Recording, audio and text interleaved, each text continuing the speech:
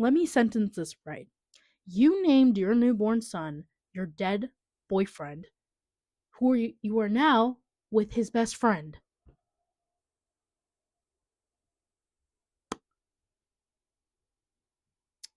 Okay. All right. I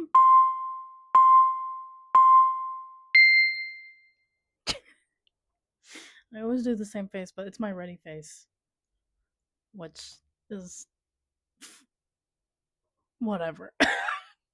Hey everybody, welcome back to the Real Small Talk podcast. We're open for business. um for people listening right now, I have put up an open sign canvas that's on my wall that's showing on my screen as I'm filming, and it's sick as hell. But I'm gonna turn it off because I feel like it might be distracting for people watching me instead. So let me just go do that. We're still open for business, of course. That's the whole point. Hope you're doing well. Today's episode is going to be a bit of a ride because I actually never expected myself talking about this topic or in general, or even this person a little bit in general, but here we are. Today, I will be talking about a book to movie adaptation that came out. It is called Reminders of Him. Yes. Reminders of Him, Colleen Hoover, by Colleen Hoover. My brother decided to go to Indigo one day and pick up Heated Rivalry, and he saw a sign that says 2 for 1. Was he going to pick up another copy of Heated Rivalry for me? Or was he going to pick up Reminders of Him? He picked option 2. And when he told me about it, I was going to be so honest, I was not thrilled. I was like, why the hell would he buy me this? Because we'll get into it a bit later on. There's just things, a lot of controversies surrounded with Colleen Hoover and even her writing style. So that's why I was just, and I've delved into her world for one of her books, and I was just like, okay. But I will say, okay, her movie adaptations, it is very much catered to someone like me. It's more of a fun time watch, except for one of them, obviously. But I knew I was going to see this movie, right, at some point. So I decided, hey, let me make this a fun challenge and read this book and compare it to the movie and see which one is better. Spoiler alert, one of them is fun, the other one was not as fun. I will be breaking down a bit about who Colleen Hoover is and her controversies that she's been involved, to my overall feelings about the book and movie, and having a direct comparison to each of them. But before I do, I want to properly introduce myself to the people who are new here. Hello, my name is Morgan, aka Morio. Welcome to the Real Small Talk podcast. I'm glad you're here. I range from talking about life advice, self-help, kind of just life discussions. It can get a little bit philosophical, to pop media. That could be from movies, TV shows, books, maybe a little bit drama that goes on with celebrities online. I kind of want y'all to feel like you're just talking to a girly like me, and I genuinely love yapping about these conversations with my own family and friends. So that's why I have a podcast where I do more of it and be a certified yapparoony. That's my introduction. Thank you for being here. I'm glad you are here, and enjoy me talking about Reminders of Him. Now, some of y'all, and fair enough, probably don't know who Colleen Hoover is. You're probably not on that side of the internet and have no idea who I am talking about. Colleen Hoover is an American author who primarily writes novels in the romance and young adult fiction genre. She is best known for her 2016 novel, It Ends With Us. I'm just going to talk about the film for It Ends With Us because a lot was going on. That was a main controversy that Colleen Hoover is a part of. that she was surrounded by, because there was a drama that was going on between Justin Baldoni versus Blake Lively. So Justin Baldoni plays Ryle in the movie, but he was also the director who picked up on the book. And then Blake Lively is the main character, Lily Bloom. Blake Lively wanted to get more involved. She was taking a bit more control and not really letting Justin Baldoni direct the movie. And a bunch of other things happened as well. I think there was something when it came to the intimate scenes between the two characters. I think something pretty crazy happened with that. Maybe I'll put like a article or something on it so you know what I'm talking about. Or honestly, watch a video about their controversies, because I don't know the whole like deep dive on it. I just know that it was Justin Baldoni versus Blake Lively, or even the cast, including Colleen Hoover versus Justin Baldoni, because he was not even a part of like the press junket interviews. He was doing his own by himself, and they were kind of like the cast were kind of acting like he was not even part of the film. And even at some point, there was a clip of Colleen Hoover and Blake Lively promoting the movie like it's a romance film, saying like, "Grab your girls, grab your florals, and go watch It Ends With Us." Like, girl, this is a a movie about being in an abusive relationship. Like, what are we actually doing by toning up her voice and saying, "Hey," like, no, that is just weird. And I will say I was siding on Justin at the time. He was a bit more serious about it, but I've also heard things that weren't so great about him either. So it was just a whole mess. If you want to see a deep dive, definitely look it up on YouTube or even an article about it. That was one of Colleen Hoover's controversies that she has been a part of. I've also heard that for this book, It Ends With Us, she or somebody on her team made a decision to make it a coloring book. Like, it's a fun thing to do, a fun activity, coloring a story about abuse. People commented on that and were not for it. So I think the coloring book never even came out, and she put some sort of apology for it. That was pretty much all the controversies I wanted to mention that she's been a part of when it comes to her writing, when it comes to the press tour for It Ends With Us, and that coloring book she was trying to put out. The films that she's put out, she did put out It Ends With Us. And the thing about me, in my personal opinion, when it comes to movies or even TV shows, I'm not a big fan of people reenacting something really horrific. Future/editing Morgan here, popping by because original recording Morgan messed up on one section of the episode. This is normal. This is a thing that happens every time, I feel like. But anyways, I just want to give a warning before I start talking about this, because I'm going to be talking about glorified scenes, glorific scenes. I don't know how you say it. So when it comes to like essay, grape off yourself, if you're not for that, I completely understand. You can literally exit out of this episode. I'm not going to feel any type of way. But it is something I want to discuss for a little bit. So that is my warning before you start listening to this portion of the episode. In the last clip, I was saying why I don't like when movies or TV shows reenact a horrific scene. I just meant like when movies and TV shows glorify scenes such as essay, such as grape, such as, you know, offing yourself, right? I am not a big fan of it because I don't think it helps anybody at all. I just think it just traumatizes the audience, whether you have been in a certain situation like that or not. I just think it just ingrains in people's minds, and I'm just not a big fan of it. An example of this is 13 Reasons Why. When I was growing up, because that show came out when I was a teenager, right? And it was like, I think the number one show at the time. But when you think about it now, season 1 was horrendous. There was a discussion how, yes, the show is talking about mental health and, you know, what teenagers go through and all that, but the certain scenes that they did was, I mean, that could just really ingrain in people's heads. Like, it just could traumatize people. At the time, my thought was like, oh no, like, this is just showcasing how like real it can get. No, no, no, no, no.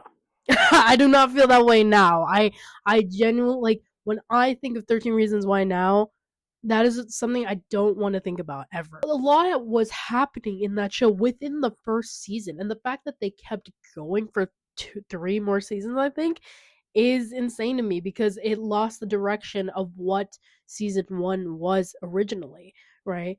And yeah, I just think that show, sure, it was catering to mental health and all that, but those scenes in particular, I think, will traumatize someone like me forever. A few years ago, I think in 2020 or something like that, when people were like, yeah, this is like really bad that they showed this, they cut out the scene where Hannah offs herself. It is just Clay talking about what happened to her to Mr. Porter, I think.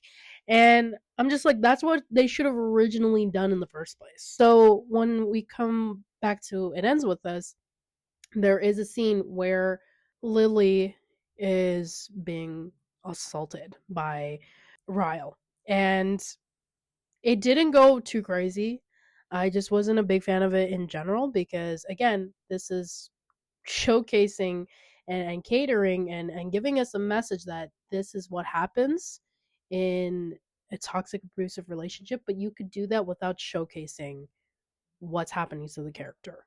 And that's just, again, at the end of the day, that is my take on when it comes to glorified scenes like essay, grape, or even offing yourself, right? I'm just not the biggest fan of it. I'd rather a character talk about it, or even documentaries, like when they talk about those things, like I prefer that. You see real people talking about it. Sure, there's B-roll and all that in these documentaries, but they don't go as far as showcasing it, if that makes sense. They're talking about what happens to them. They're not showcasing it. I just wanted to talk about that for a second. That's why I wanted to pop by, because I didn't really make sense in the original recording.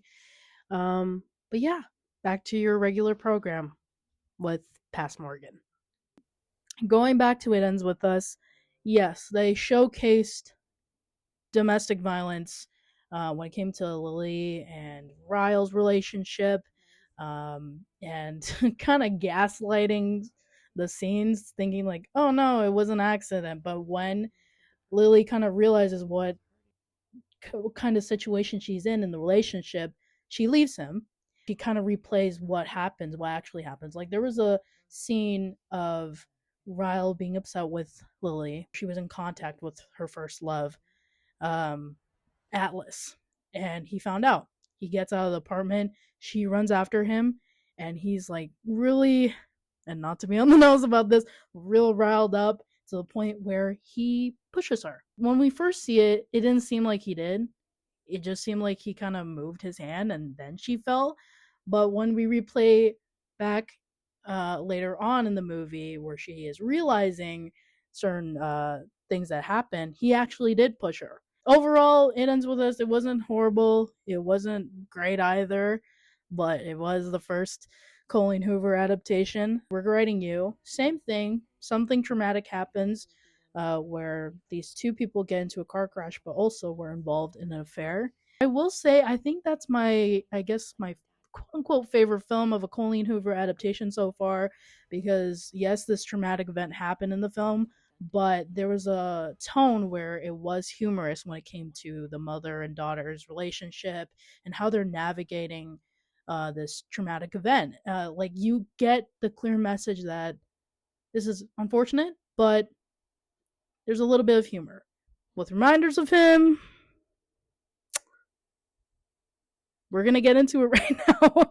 Reminders of Him by Colleen Hoover is a tearjerker romance about Kenna Rowan, a mother returning to her hometown after serving 5 years in prison for a tragic DUI accident that killed her boyfriend, Scotty. Seeking redemption, Kenna attempts to reconnect with her young daughter, Diem, who is being raised by Scotty's hostile parents. Calling out Google AI, because that's what they told me for a simple synopsis. But they forgot to mention Ledger, who is the love interest in this film for Kenna and is the best friend of Scotty.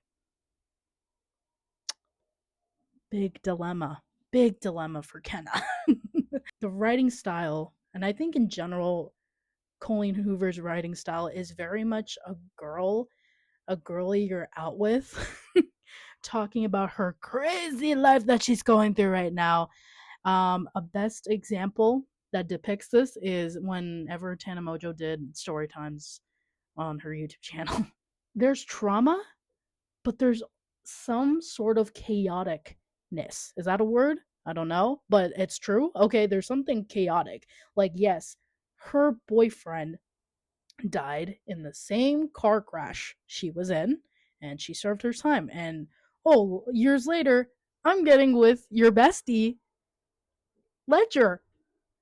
Like, there's no logicalness, if that makes sense, when it comes to uh this book in particular. Like, what are we actually thinking getting with our dead boyfriend's best friend?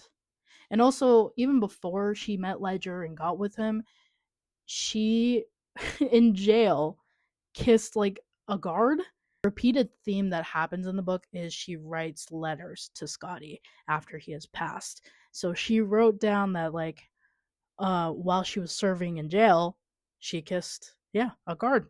She didn't know why she did it, but she did. So I feel like in any book, even the movies, right, there's trauma involved and corniness and something chaotic when it comes to the story. It doesn't matter if it's in the story itself or even with the characters. It's just that's the formula of a Colleen Hoover story in general. I do want to mention a book of hers that I listened to actually 2 years ago called Maybe Someday. It follows 22-year-old Sydney, who, after discovers her boyfriend cheating with her best friend, finds solace and romance with her musician neighbor, Ridge. I actually didn't mind this. It was like pretty solid from what I can remember. It was an interesting element to make the character Ridge deaf, but he can make music while feeling vibrations. Don't get me wrong, there was still a little bit of diabolicalness. They're at either Sydney's place or his place, something like that, and they're like holding each other, whatever. And one of them grabs a pen and starts like drawing on them because it relates to like the vibration that Ridge feels. I have no idea because this is how I feel about you when I touch you. Like, it's I like it because it's not as insane as her more popular books. I could see this being a movie, like a cute movie. I will say that. And I know that there's actually two other books. Like, it became a little bit of a three-book franchise. But those other two books focus on the other couples within the friend group in that universe. I approach this book as a fun experience, as a like where I laugh, where I judge, because I would never recommend this book to anybody. Just to be honest, the only time I would recommend it is if you're bored and you want to have a crazy read, like where you kind of feel like you're reading a little bit of drama that goes on with the character. There's a message that a traumatic event happened, and how do you move on from it? Of course. But there's too much of a mix of ridiculousness at the end of the day. And I've also kind of realized when it comes to Colleen Hoover's main main female characters, I'm sorry to say, in my personal opinion, they were giving me pick me, pick me girls, or I'm not like other girls. For example, when Kenna, she goes to Ledger's bar, right? It was a coffee shop before, but when she got back in the hometown, it became a bar, of course. And she got in, she was judging the place, like why would they change this? And she decided to still stick around and order coffee. And I will say it was a little bit funny because Ledger's like, "Oh, you want oat milk and whipped cream with that?" And she's like, "Just regular milk." He just left saying like, I don't got any of that. We're literally a bar. We only have alcohol here. Like, what are you actually doing here? That's one moment where it was very much giving me pick me. Another moment is when she says to Ledger why she doesn't like music, and the reason being is because, oh, all music is sad. And this is where I side-eye Ledger, because once she said that, he ends up making a playlist. The first song is Raise Your Glass by Pink. For context, like, Kenna had a some sort of drinking problem. So that's touching. The second one is Dynamite by BTS. Like, no shade to these artists. I'm just like, Ledger just decided to be like, oh, this is a suggested song. It sounds happy. Let me add it to the playlist. Like, no actual like thoughtfulness, if that makes sense. And third track, Happy by Pharrell Williams. I'm gonna stop it there because I was just like, what are we actually doing? What are we doing? Well, let me make a happy playlist. Oh, Happy by Pharrell. Why not? The only character development that happens in this book is with Ledger and Scotty's parents. Ledger starts softening up to Kenna because for the past 5 years while she was serving time, him and the parents hated her for what she did, and rightfully so, especially when she did come back to the hometown and the way she approached it to contact them, to talk to them again, is by going to their house uninvited and simply also chasing their car at a grocery store parking. Do you not see in their side how you're approaching it? Like, you seem a little bit insane. You didn't even think about maybe even sending an email, maybe sending them a little text, or even calling them. She's so pick me. It's insane, though. It's insane. And the way she goes about things. And now, when it comes to Kenna and Ledger's relationship, genuinely, and I will spoil this about the movie too, there's literally no chemistry. The only thing that's connecting these two is the traumatic event that happened to Scotty, right? There's no chemistry at all, right? Maybe there's sexual tension, but still, it's even more fucked up that way. She had more chemistry with Scotty, and he was barely in the story. I will say the only time I side eyed Scotty is the day he asked out Kenna on a date. He broke up with his girlfriend the same day. At least he broke up with her before the date. I think it would have been better if he broke up with her beforehand. A lot of stories, a lot of romance stories. There's always a uniqueness in the relationship. But when Scotty first met Kenna, he bought a plate, went to her cash register, pays, leaves. Then he comes back. He does it 3 more times. She's wondering why he's doing that, so she asks him, and he says like, "Oh, I want to get the courage to ask you out." Is it corny? Yes, but is it something interesting about the relationship? Also, yes. When it comes to Ledger and Kenna, when they first meet, they get intimate right away. She didn't know who he was, and vice versa. She says her name is Nicole because she didn't want anybody in this hometown to know who she actually is. And once he says his name, she realizes that that's Scotty's best friend. She gets up and leaves. I'm like, that's your first meet cute? And this was in the book. This didn't actually happen in the movie, thank God. I think I would have like rolled my eyes 100 times because I'm like, what are we doing? What are we doing kissing this man? I will be now talking about a few moments that stood out to me in the book. Why Kenna named her daughter Diem. The reason why she named her daughter Diem is because of the quote, Carpe Diem. I chose the name Diem because I knew as soon as I was released, I was going to make my way back here and do everything in my power to find her. Here I am, Carpe Diem. Carpe Diem, this is what I found out what it means through the movie Dead Poet Society. Amazing, by the way. Robin Williams, literally one of my favorite actors of all time, was amazing in that film. Uh, he plays the teacher, and he tells his students what Carpe Diem means, and it means seize the day. Now, I know that there's good intentions behind it in a sense, but if I was Diem and I've asked my mom, like, why did you name me this name? And she tells me that, I just went like, why didn't you just call me Sarah? These names, like even Kenna and Ledger, like the names for this story, I'm just like, hello? Scotty's like the only like okay name, but the other three, I'm like, what are we doing? I will shout out Lady Diana. Lady Diana in this book, she's more of a side character. Love her. She is a girl who has Down syndrome, who works with Kenna at the grocery store. Such a diva, by the way. We're not calling her out. She is an exception because she is a queen. Another moment that happens in this book that I want to talk about a little bit is chapter 31. They get back to Kenna's place. Kenna offers a drink. You want something to drink? I have water, tea, a swig of apple juice. And Ledger's like, oh, she smells like apples, whatever. I just found this part funny. Because she smells like apples. I'm addicted. So he says, I'm not thirsty, then later proceeds by saying, is that why you always taste like apples? It's also his favorite fruit, by the way. Maybe his favorite food ever. He does quote that in the earlier chapters. Then later on in this chapter, Ledger asks, the night we met at the bar. Sorry, I'm already laughing. The night we met at the bar, you said you didn't know who I was. What if I was just some random guy who didn't know DM or Scotty or you? What do you think would have happened between us that night? A lot more than what did happen. Because they didn't end up like doing it. They just made out. It could have gone to that point. She says, why does it matter?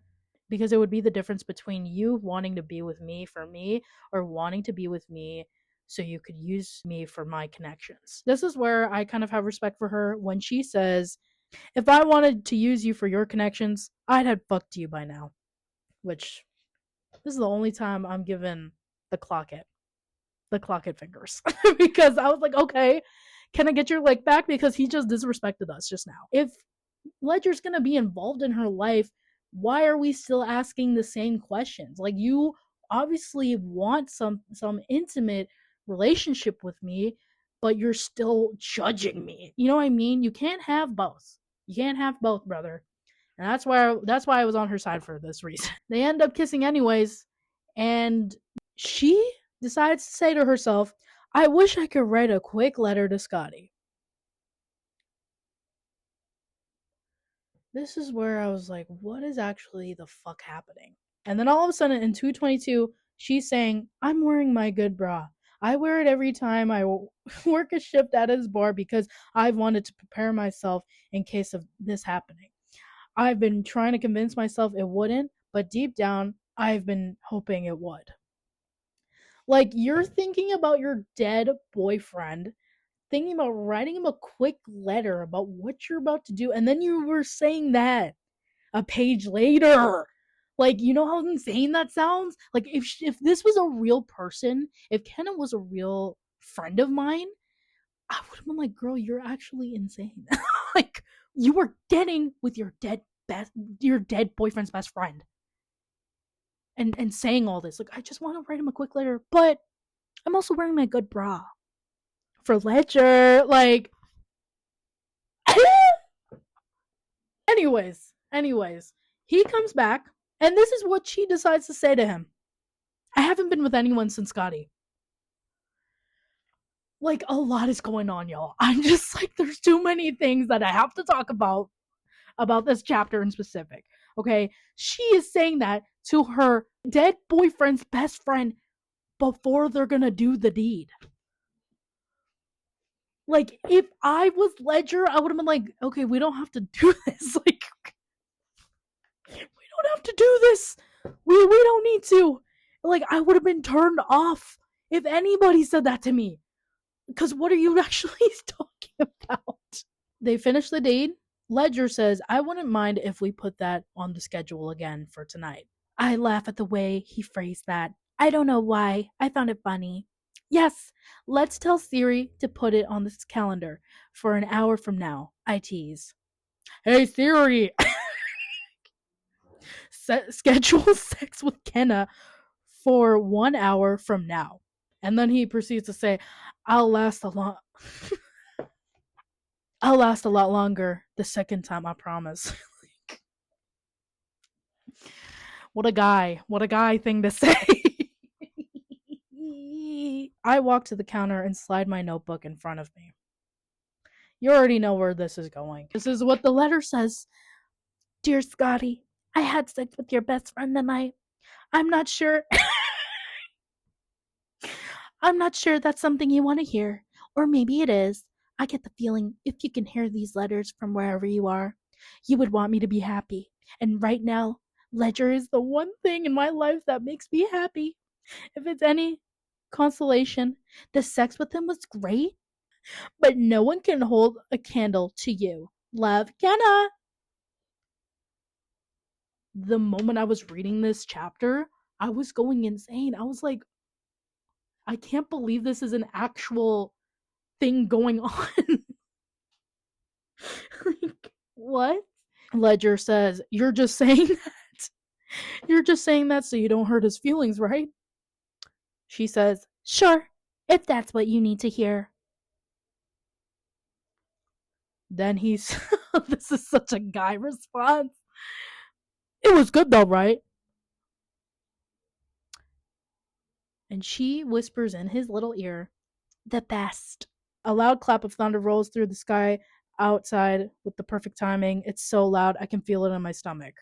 Sure. Oh shit, Ledger says with a laugh. Scotty didn't like that.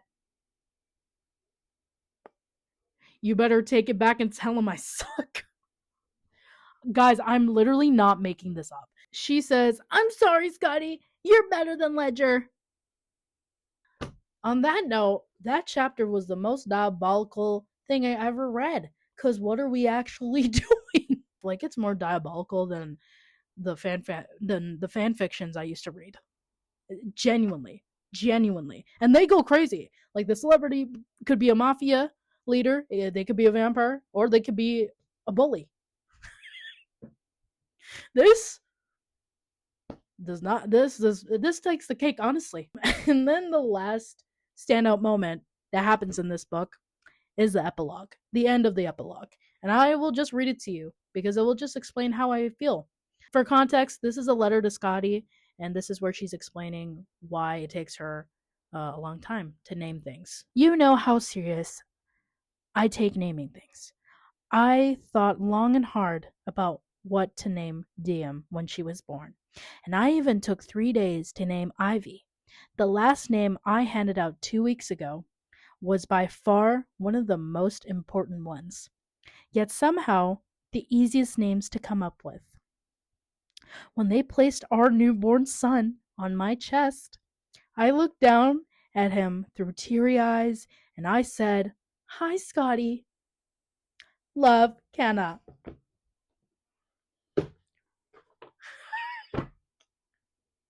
Let me sentence this right. You named your newborn son your dead boyfriend, who you are now with his best friend.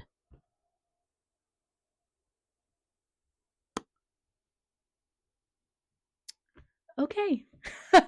All right. That was the book, and certain moments that happened that stood out to me that made me really go, huh? Although it was a fun read, I would never recommend this book. I would never read it again. The only time I would recommend it to somebody is if they're asking, what is an easy, chaotic book I can read? This one. This one.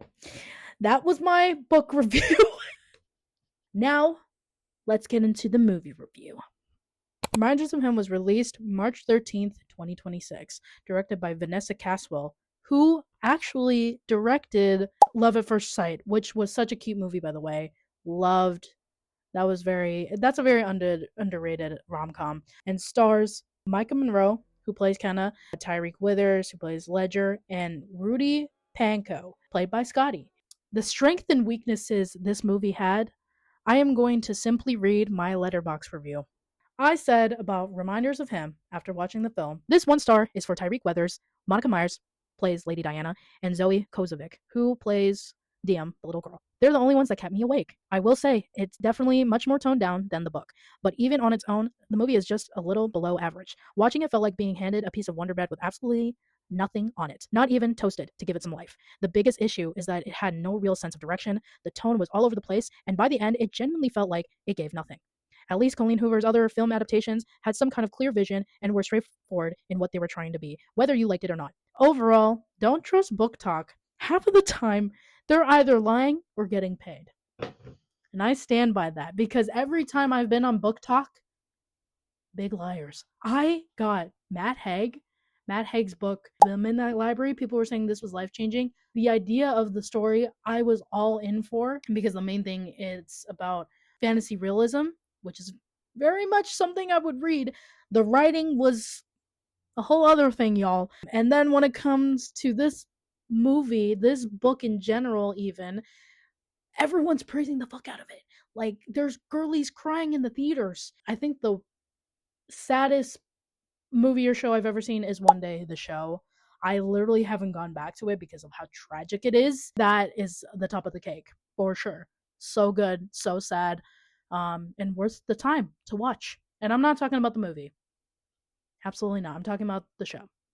But anyways, no sense of direction in general. I have no standout moment notes when it comes to this film. The overall tone was just all over the place. At least with It Ends With Us, it was a clear message. It was about being in an abusive relationship and how to navigate it. And then with Regretting You, something traumatic happens, but there was still some humor into it. And I felt like I was okay with laughing at certain points. When it comes to Reminders of Him, I'm like, am I allowed to laugh? Am I not allowed to laugh? And it just felt like genuinely nothing. With direct comparison between the two, there's a few moments. The one thing that was pretty consistent, and this is more of a diss, let me just be honest, it's more of a con, is Kenna and Ledger's relationship. Now, like I said before about the book, there's no actual chemistry, there's no actual connection between these two. They're just simply together because they are connected to Scotty, and that's all they can really talk. Like, imagine these two being like a real life couple, right? You're asking about, like, what's your story? Oh, we got together after my dead boyfriend died 5 years in the past. I met Ledger, and Ledger ended up being Scotty's best friend. So the rest is kind of history. Like, see how insane that sounds. And then saying, oh, yeah, we have a newborn son. His name's Scotty. Like, dog, what? That's just how I felt about the relationship. And even it transcends to the film, where I just felt like, yeah, same thing. No actual chemistry. Yeah, there's some tension. There's some sexual tension that happens, but that's about it. That's about it. When talking about chapter 31, I am very grateful that they weren't full on making a sequence within chapter 31, because that would have been insane. And I would have been like, I can't believe this is on screen and on my eyeballs are looking at it. They really watered that part down. They only showed once they did the deed, right? I think it's been like a few hours, maybe the next day, whatever. And Kenna just finished writing the letter to Scotty. Ledger asks like what she's doing. She proceeds to read it to him, and it does get a little bit insane when she finished reading it to him, because she did write, "Dear Scotty, I just had sex with your best friend tonight."